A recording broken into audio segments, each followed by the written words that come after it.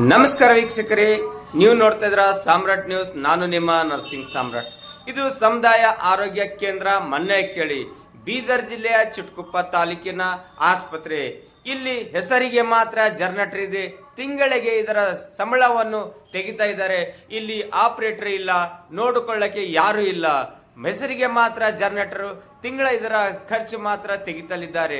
ಅಧಿಕಾರಿಗಳಿಗೆ ಕೇಳಿದರೆ ನನಗೆ ಇಲ್ಲಿ ಬೇಜಾರಾಗಿದೆ.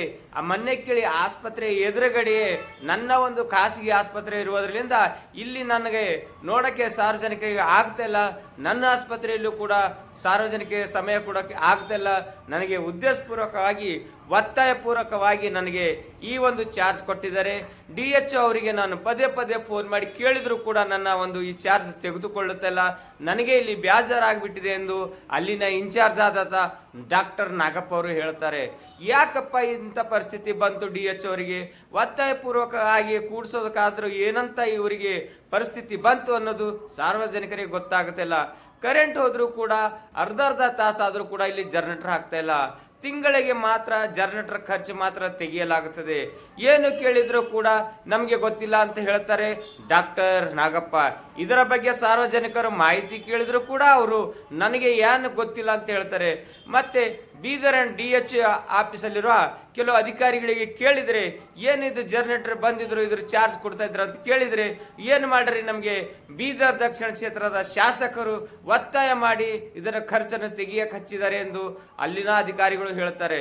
ಇದರಲ್ಲಿ ಯಾರ ಕೈವಾಡ ಇದೆ, ಇದರಲ್ಲಿ ಯಾರು ಶಾಮೀಲಾಗಿದ್ದಾರೆ, ಯಾರ ಪಾಲು ಎತ್ತೋಗುತ್ತಾ ಇದೆ ಅಂತ ಗೊತ್ತಾಗುತ್ತಿಲ್ಲ.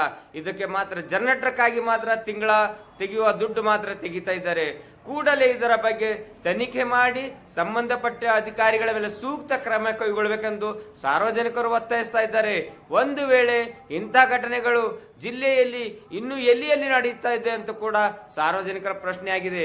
ಜನರೇಟರ್ ಕೋಣೆಯಲ್ಲಿ ತಾವು ನೋಡಬಹುದು, ಎಲ್ಲ ಸುಟ್ಟ ಕರ್ಕಲಾಗ್ಬಿಟ್ಟಿದೆ. ಇದು ಎಷ್ಟು ದಿವಸ ಇದು ಉದ್ಘಾಟನೆ ಮಾಡಿದರೆ ಎಷ್ಟು ದಿವಸ ಆಯ್ತು ಇದು ಬಳಕೆ ಆಗಲಾರದು ಅಂತ ಕೂಡ ಸಾರ್ವಜನಿಕರ ಪ್ರಶ್ನೆ ಆಗಿದೆ. ಕೂಡಲೇ ಇದರ ಬಗ್ಗೆ ತನಿಖೆ ಮಾಡಿ ಸಂಬಂಧಪಟ್ಟ ಅಧಿಕಾರಿಗಳ ಮೇಲೆ ಸೂಕ್ತ ಕ್ರಮ ಕೈಗೊಳ್ಳಬೇಕೆಂದು ಸಾರ್ವಜನಿಕರು ಆಗ್ರಹಿಸ್ತಾ ಇದ್ದಾರೆ. ನಮಸ್ಕಾರ.